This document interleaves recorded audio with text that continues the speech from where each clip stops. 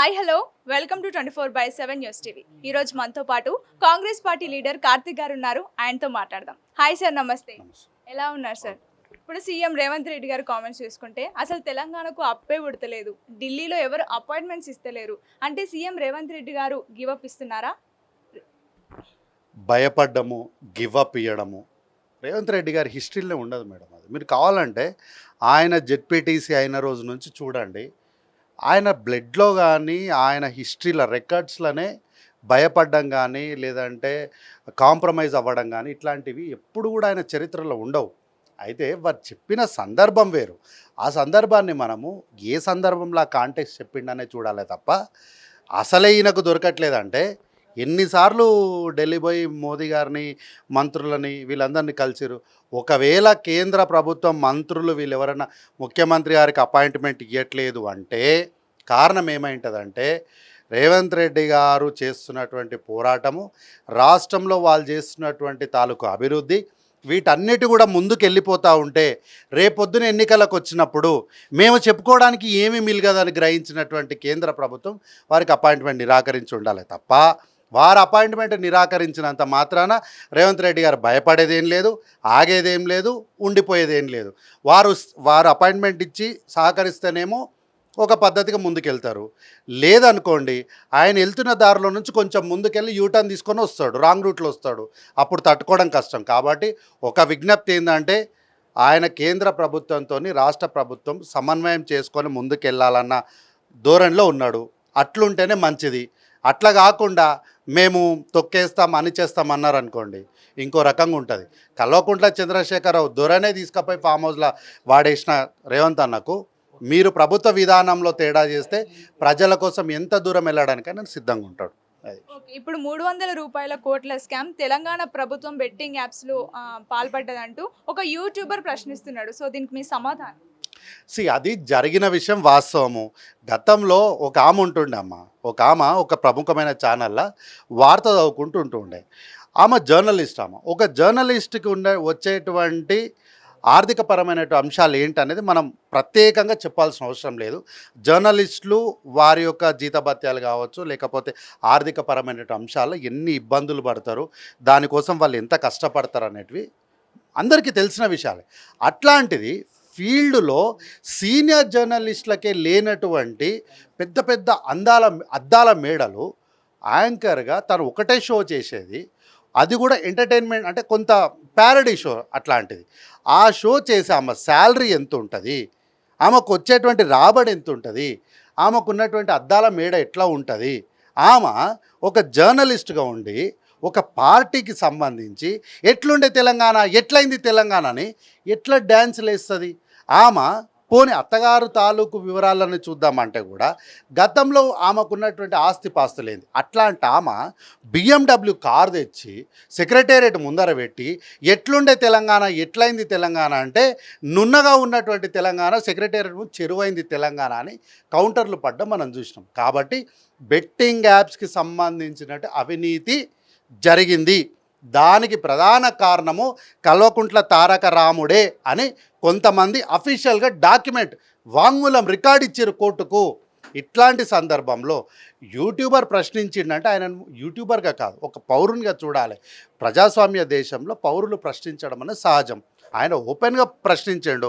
ప్రభుత్వం చర్యలు తీసుకుంది, ప్రభుత్వం ఆరోపణలు చేయలేదు. ఎందుకంటే వీళ్ళంతా ప్రైవేట్ వ్యక్తులు కాబట్టి వాళ్ళపైన ఆరోపణలు చేయడం వల్ల ప్రభుత్వానికి కానీ ప్రజలకు కానీ వచ్చే లాభం ఏం లేదు. కాబట్టి వారిని నియంత్రిస్తే ప్రజలకు మేలు జరుగుతుంది. కాబట్టి నియంత్రణ చర్యలను ప్రభుత్వం మొదలుపెట్టింది. ఇప్పుడు సీఎం రేవంత్ రెడ్డి గారు కామెంట్స్ చూసుకుంటే అసలు తెలంగాణకు అప్పే ఉడతలేదు, ఢిల్లీలో ఎవరు అపాయింట్మెంట్స్ ఇస్తలేరు అంటే సీఎం రేవంత్ రెడ్డి గారు గివ్ అప్ ఇస్తున్నారా?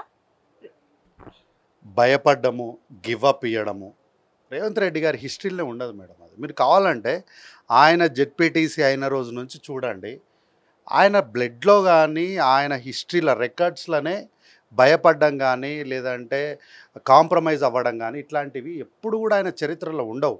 అయితే వారు చెప్పిన సందర్భం వేరు. ఆ సందర్భాన్ని మనము ఏ సందర్భంలో కాంటెక్స్ట్ చెప్పిండనే చూడాలి తప్ప అసలే ఈయనకు దొరకట్లేదంటే ఎన్నిసార్లు ఢిల్లీ పోయి మోదీ గారిని మంత్రులని వీళ్ళందరినీ కలిసిరు.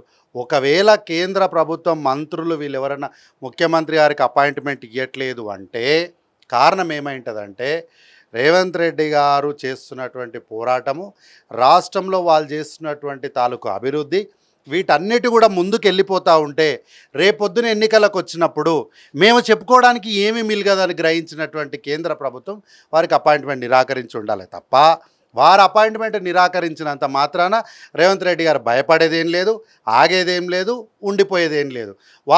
వారు అపాయింట్మెంట్ ఇచ్చి సహకరిస్తేనేమో ఒక పద్ధతిగా ముందుకెళ్తారు.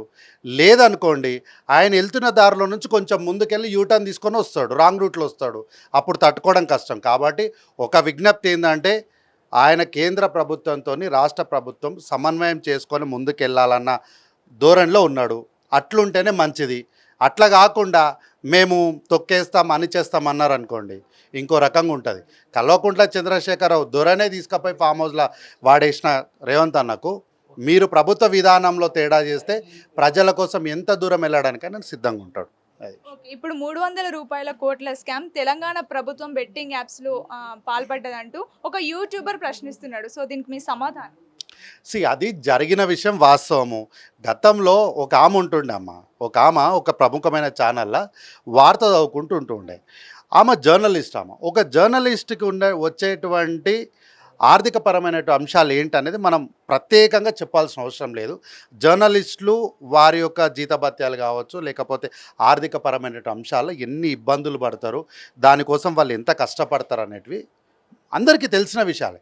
అట్లాంటిది ఫీల్డ్లో సీనియర్ జర్నలిస్టులకే లేనటువంటి పెద్ద పెద్ద అద్దాల మేడలు యాంకర్గా తను ఒకటే షో చేసేది, అది కూడా ఎంటర్టైన్మెంట్ అంటే కొంత ప్యారడీ షో అట్లాంటిది.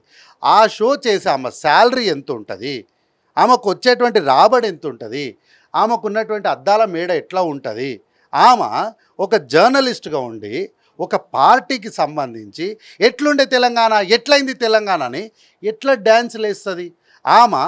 పోనీ అత్తగారు తాలూకు వివరాలను చూద్దామంటే కూడా గతంలో ఆమెకున్నటువంటి ఆస్తిపాస్తులేంది. అట్లాంటి ఆమె BMW కారు తెచ్చి సెక్రటేరియట్ ముందర పెట్టి ఎట్లుండే తెలంగాణ, ఎట్లయింది తెలంగాణ అంటే నున్నగా ఉన్నటువంటి తెలంగాణ సెక్రటేరియట్ ముందు చెరువైంది తెలంగాణ అని కౌంటర్లు పడ్డం మనం చూసినాం. కాబట్టి బెట్టింగ్ యాప్స్కి సంబంధించినట్టు అవినీతి జరిగింది. దానికి ప్రధాన కారణము కల్వకుంట్ల తారక రాముడే అని కొంతమంది అఫీషియల్గా డాక్యుమెంట్ వాంగ్మూలం రికార్డ్ ఇచ్చారు కోర్టుకు. ఇట్లాంటి సందర్భంలో యూట్యూబర్ ప్రశ్నించిండంటే ఆయన యూట్యూబర్గా కాదు, ఒక పౌరునిగా చూడాలి. ప్రజాస్వామ్య దేశంలో పౌరులు ప్రశ్నించడం అనేది సహజం. ఆయన ఓపెన్గా ప్రశ్నించాడు. ప్రభుత్వం చర్యలు తీసుకుంది, ప్రభుత్వం ఆరోపణలు చేయలేదు. ఎందుకంటే వీళ్ళంతా ప్రైవేట్ వ్యక్తులు కాబట్టి వాళ్ళపైన ఆరోపణలు చేయడం వల్ల ప్రభుత్వానికి కానీ ప్రజలకు కానీ వచ్చే లాభం ఏం లేదు. కాబట్టి వారిని నియంత్రిస్తే ప్రజలకు మేలు జరుగుతుంది. కాబట్టి నియంత్రణ చర్యల్ని ప్రభుత్వం మొదలుపెట్టింది.